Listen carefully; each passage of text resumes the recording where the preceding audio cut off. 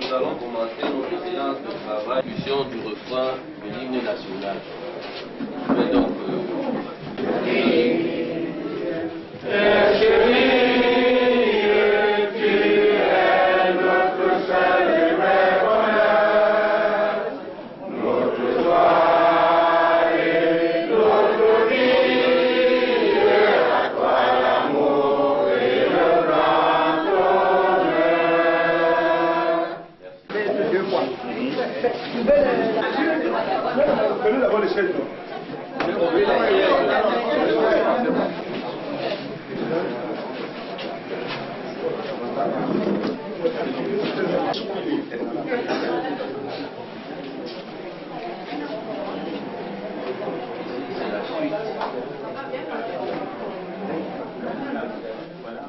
Mesdames et messieurs, autorités militaires et religieuses, conformément au communiqué dont la teneur a été donnée et large diffusion faite sur les ondes nationales, le sous-préfet de l'arrondissement de Yabassi que je suis est venu consulter les notabilités du village d'Ibeng à l'effet de pourvoir à la vacance à la dite chaufferie. D'entrée de jeu, je voudrais préciser ici que je souhaite que les travaux se passent dans le calme, la sérénité, dans un esprit fraternel. Mais par-dessus tout, les travaux se passeront conformément aux dispositions réglementaires qui encadrent la chaufferie traditionnelle dans notre pays. Je voudrais planter ce décor pour que nul n'en ignore. Je ne voudrais pas que nous entrions dans des débats parce que la chaufferie est vacante depuis 2009, le 30 mars 2009, si j'ai bonne souvenance. Donc j'ose croire qu'il y a eu moult discussions, moult échanges, tant au niveau interne, c'est-à-dire que dans le village d'Ibeng et dans les familles eux-mêmes, qu'avec l'administration. Il me souvient ici que nous avions eu à procéder déjà à une consultation avec la désignation d'un chef, mais que ce dernier du fait de son casier judiciaire et donc de sa moralité douteuse, n'a pas pu être homologué.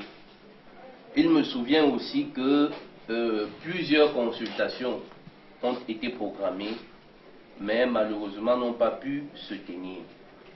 J'ose espérer donc que cette consultation, celle de ce jour, sera la dernière et que sortir d'ici, Dibeng aura son chef.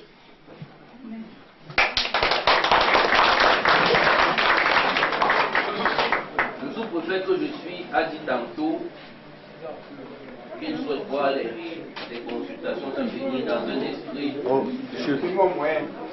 un esprit de paix, de convivialité, de fraternité, tout conformément à la réglementation en vigueur. Dans le cas d'espèce, il s'agit du décret numéro 77/245 du 15 juillet 1977 ayant connu plusieurs modificatifs. Pour ne pas perdre plus de temps, parce que je suppose que beaucoup viennent de très loin, je voudrais que nous entrions de plein fait dans notre objet. Et pour cela donc, je vais demander à mon secrétaire de séance de nous donner la teneur de quelques articles. Il s'agit en l'occurrence des articles 8, 9, 10, 11, que ce que veut la loi, ce que veut la réglementation en matière de chefferie. Monsieur le délégué. Chapitre 2. Les chefs traditionnels sont en prix choisis au sein des familles appelées à exercer coutumièrement le commandement traditionnel. Les candidats doivent remplir les conditions d'aptitude physique et morale requises et savoir autant que possible lire et écrire. Article 9. La vacance d'une chefferie traditionnelle intervient par la suite de décès, de destitution, de démission ou d'incapacité physique ou mentale permanente du titulaire, dûment constaté par un médecin public requis à cet effet.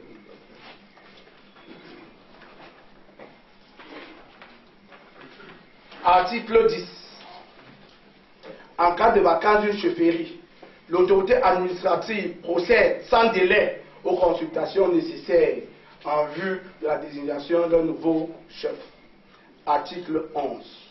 La notabilité coutumière compétente sont obligatoirement consultées pour la désignation d'un chef.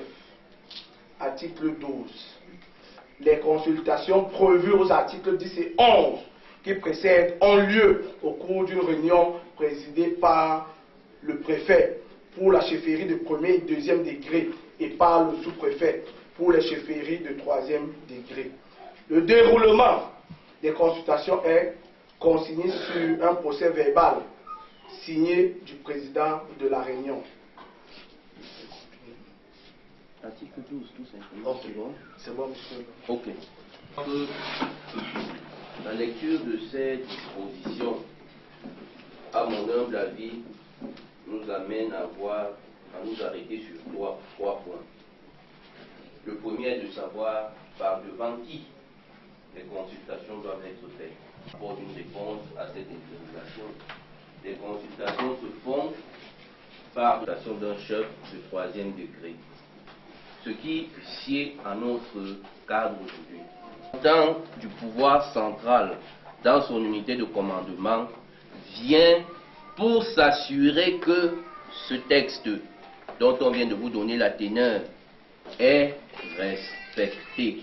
Il est en fait, je suis en quelque sorte l'œil et les oreilles de l'administration pour dire qu'effectivement la procédure de désignation et la personnalité désignée cadrent avec la loi de notre pays et cadrent avec l'esprit de cette loi. Ça, c'est le premier point. Le second point, le deuxième point, qui est habilité ou qui t'est appelé à choisir le chef. Ce n'est pas la population. Nous avons tous suivi ensemble. Il ne s'agit pas d'une élection municipale ou bien législative où tout le monde va venir désigner le chef. Et de notabilité coutumière. Ce sont donc qui vont choisir elles-mêmes leur chef. Je crois que nous sommes sur la même longueur d'onde. Ce sont les notabilités coutumières de Tibin qui vont choisir leur chef par devant l'autorité administrative. Troisième point, qui est tout aussi important, est donc qui est potentiellement candidat ou qui est potentiellement capable, tellement la qualité, qui a la qualité d'être candidat, parce qu'il y a une qualité pour être candidat à une chefferie. Le texte, enfin, nous apporte des éclaircissements à ce propos. Et le décret dispose que ceux qui sont issus de la famille appelés à exercer le commandement traditionnel. La question qui en découle donc, c'est de savoir quelle est ou quelles sont, dans le cas d'espèce à Tibin, quelle est ou quelles sont là ou les familles qui sont appelées à exercer le commandement traditionnel. La question, dans le deuxième point qui découle, est de savoir qui est effectivement la notabilité coutumière dans le village d'Ibeng. Pour le premier point, on ne se pose plus la question, puisqu'on sait qui est le sous-préfet. D'accord. Ces éclaircissements étant faits, je vais donc commencer par qui est le doyen du village. Qui est le doyen en âge de ce village ici présent? Papa, donnez votre nom. Nganga Otto. Nganga Otto. De Blondeau. Nganga Otto de Blondeau. Notez, où est la fiche de présence? Il commence à porter son nom. Et à combien de familles? Dibeng a 10 familles. On est d'accord? Oui. Non, mais non.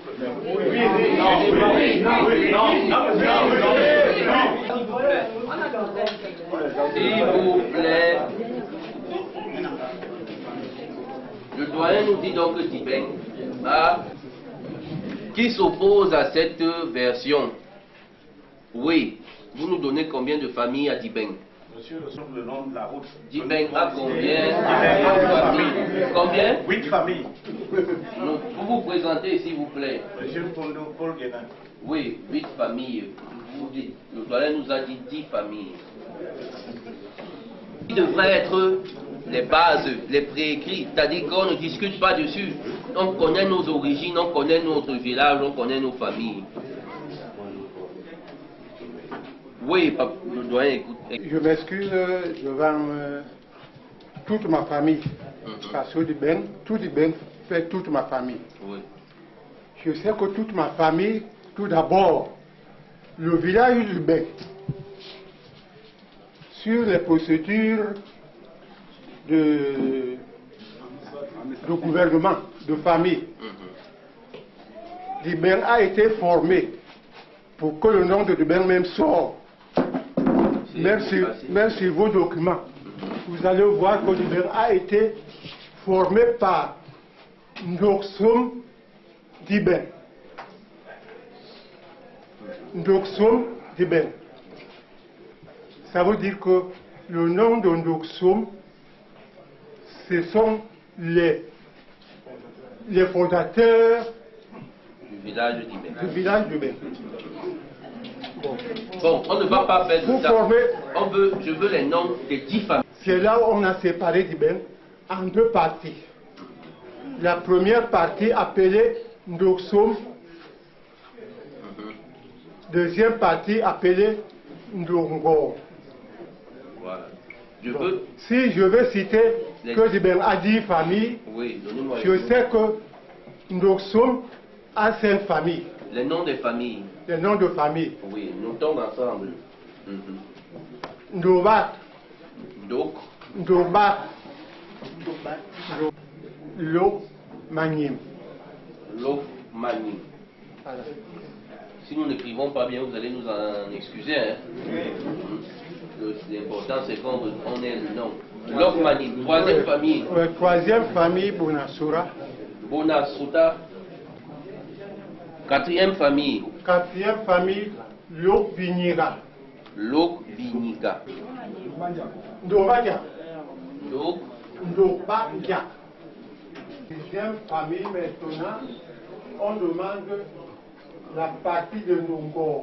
Oui, Les 5 qui restent. Oui. À la chefferie de Tikapema. Oui. Voilà.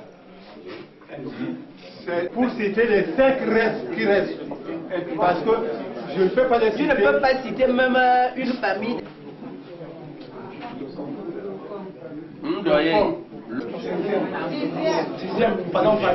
Une personne, s'il vous plaît. Le Kanore. Ndoka.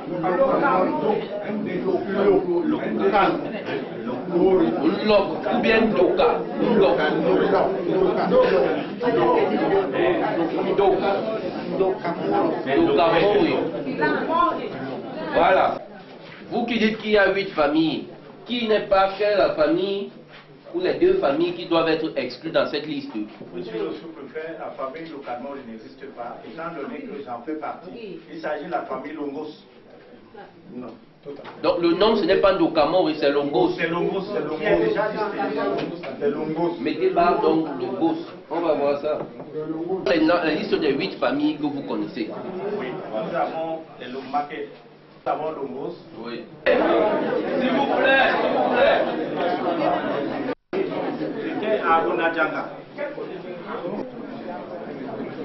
Continuons, monsieur. C'est vous qui devez remonter la liste. On va donc retenir que 9. Le chef devait avoir une cour qui devait avoir des notables. Qui sont les notables du défunt chef? Est-ce qu'il y a un qui a été notable?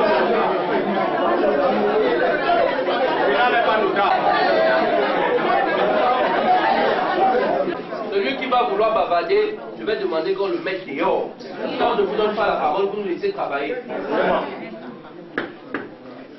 L'argent.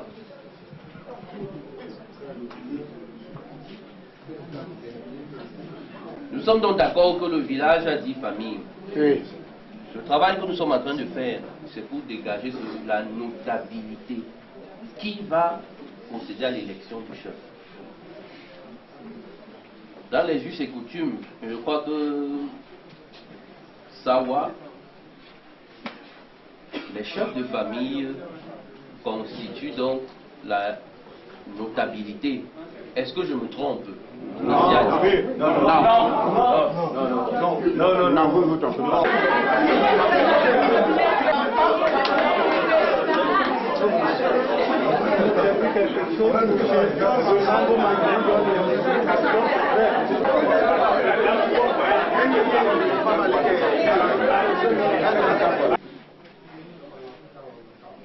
Moi, je suis de Domatan, je suis là de Domatan.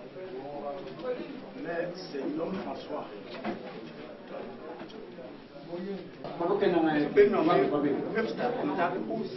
Selon la population.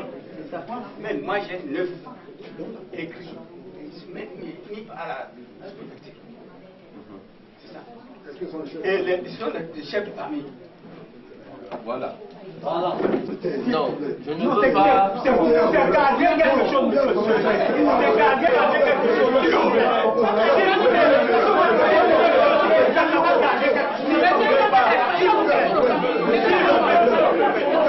S'il vous plaît.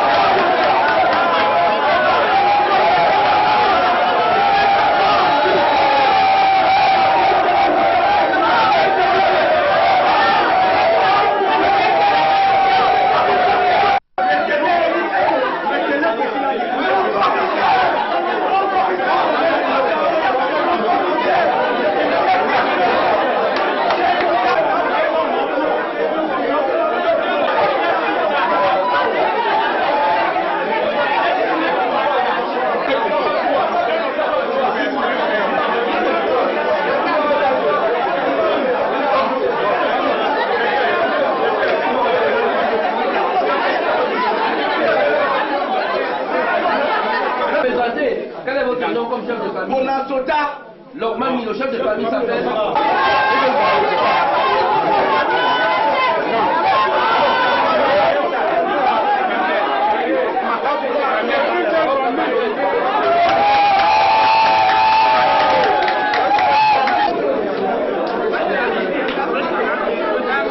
Est-ce que la famille Lormani est d'accord? Oui. Vos chefs de famille. Oui. Amenez-nous donc votre nouveau chef de famille. Et dorénavant. Prenez votre carte là-bas et vous asseyez à sa place.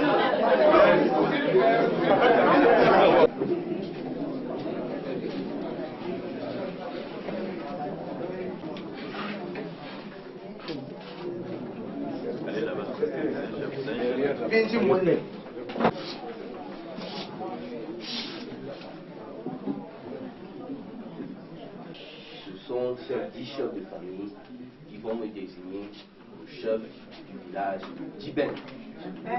Ce n'est pas la population, ce n'est pas ça. Maintenant,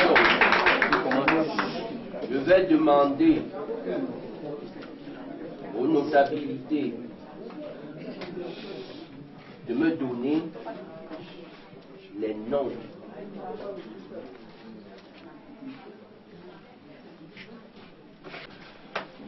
donc je voulais demander aux notabilités certaines informations, mais avant que les candidats donc à la chefferie de Diben viennent se mettre ici devant nous. Je n'ai pas ouvert de candidature dans mon communiqué. Je reçois les candidatures séance tenant. Ils viennent se mettre ici devant nous.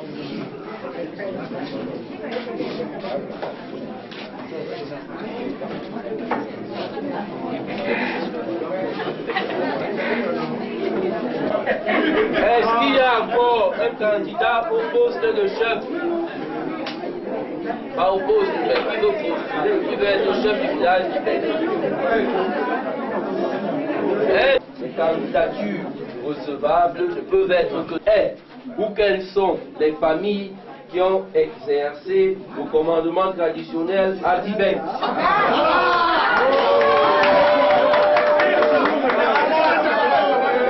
Je voulais faire une précision. Dans l'esprit du décret, quand on parle de famille,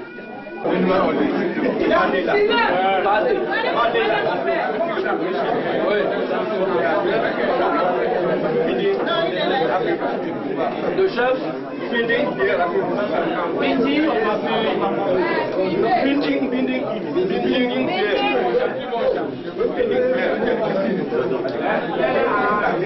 qui était le chef? Qui? Je veux savoir, donnez-moi les noms, je veux. Il y a eu tel, il y a eu tel, il y a eu tel, il y a eu tel, il y a eu tel, il y a eu tel.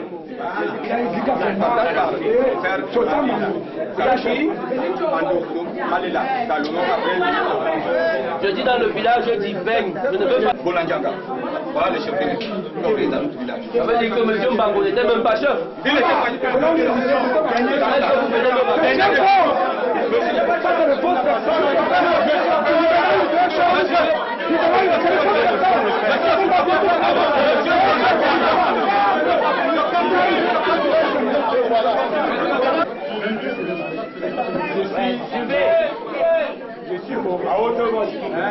Je suis Maurice Matamba, arrière-petit-fils de Sultan Makong, de la famille Bonansuda, qui régna comme chef de Diben de 1886 à 1895. Ce document que je vais vous remettre, monsieur le secrétaire, a été préparé et signé par le chef Mbango, le défunt chef qui avait reconstitué la chefferie de Diben. Et ce document, on avait fait fort pour aider l'administration, donner ce document à l'administration. Voilà. Ça, c'est du côté de mon père. Du côté de ma mère, je suis le petit-fils de Ninim Philippe, qui était chef de la tribu allemande. Bon, nous sommes dans une société d'une tribu parce que c'est son père qui est. Voilà. Je suis Douala parce que mon père est Douala et parce que son père était Douala et ainsi de suite. Voilà. Maintenant, vous dites que votre grand-père a régné de 1406 à 95. Bango Sota a régné. Quelle est la période de règne du chef Bango Sota? Quelle année? De quelle année en quelle année? 62-2009. Alors, ça veut donc dire qu'il y avait deux chefs à Dibeng? Non, une minute. Un seul chef.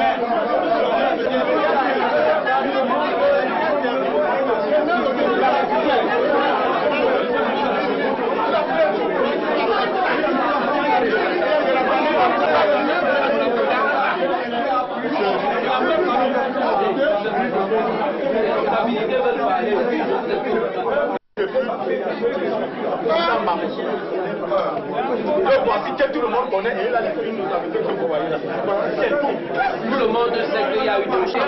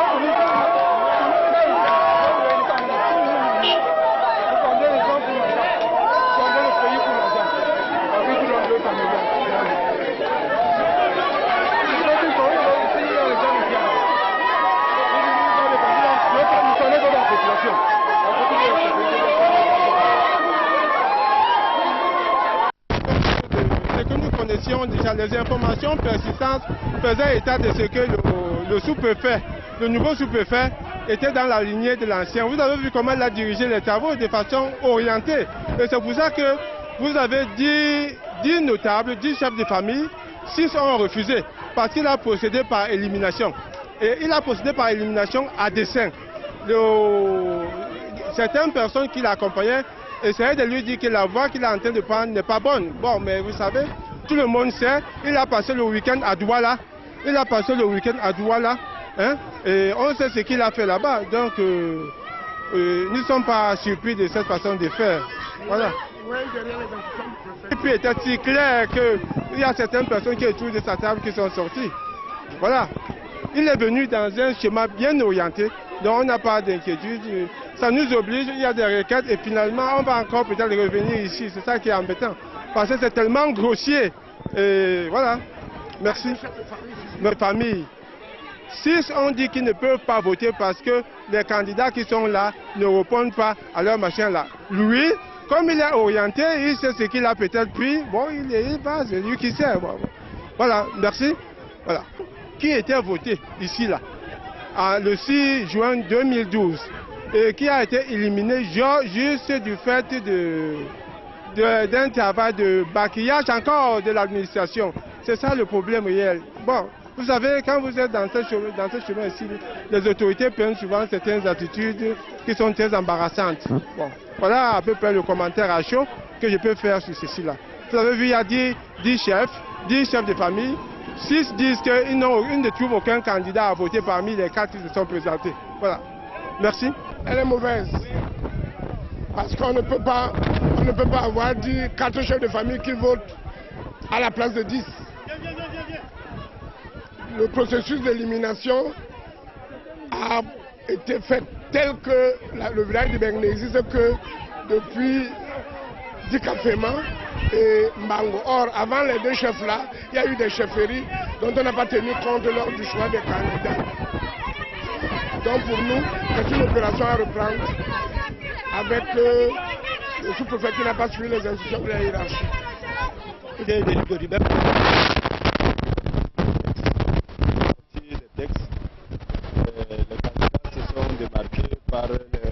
tendance des parents.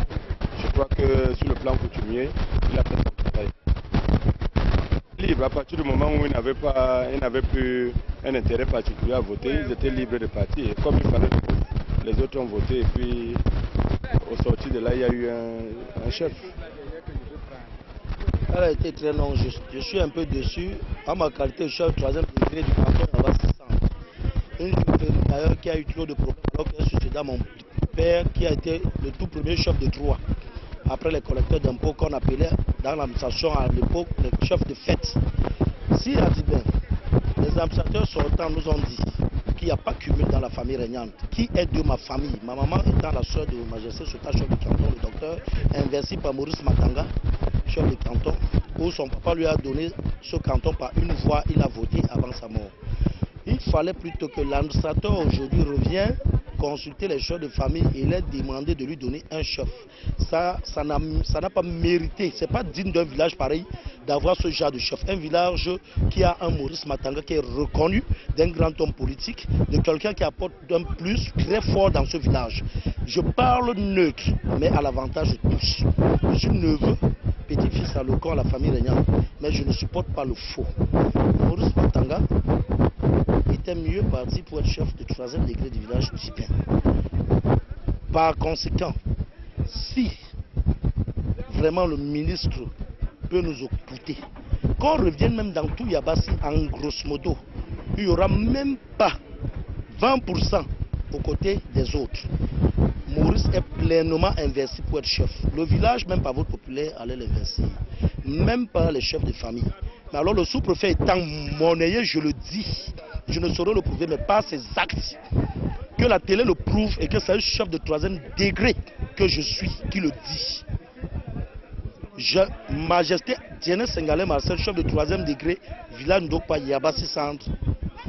Je ne supporterai jamais le faux parce que j'en fais exemple. Trop d'écrits comme moi, alors que j'ai été investi traditionnellement et d'après les textes en rigueur. Le sous-préfet a mal travaillé et il a présenté ses humeurs dès le départ. Je lui souhaite bienvenue et la bonne arrivée dans l'arrondissement de Yabassi. La famille Dika Fema, d'où sort son dernier fils politique, le colonel, paix à son âme, est exclu définitivement à Yavi de la chefferie parce que Dika Fema était un sanguinaire et tué par coup de feu. Il a été fusillé par 128 coups de feu au quartier 8 route Bagna, lieu dit à Yabassi Centre, devant l'autorité blanche qui gouvernait à l'époque du général Semengue, étant aidé à commandant des 4 départements. Quelle est la raison aujourd'hui pour que le chef de canton actuel, n'exerçant pas des pouvoirs et de tout, puisse soutenir par ses moyens la candidature d'un sanguinaire qui a été, lui, son papa a été récompensé par la chef du 3e degré comme tout chef, premier chef de droit de Dibeng, parce que Dika Fema, le grand-père du chef, désigné par le sous-préfet aujourd'hui, avait tué par fusillade et lui aussi par 128 coups de feu par fusillade. Les archives sont dans l'administration et reconnues. Que cette désignation soit annulée. Je parle à la qualité d'un chef de 3e degré qui ne veut pas du désordre dans les chefs de 3e degré. J'en ai terminé, merci.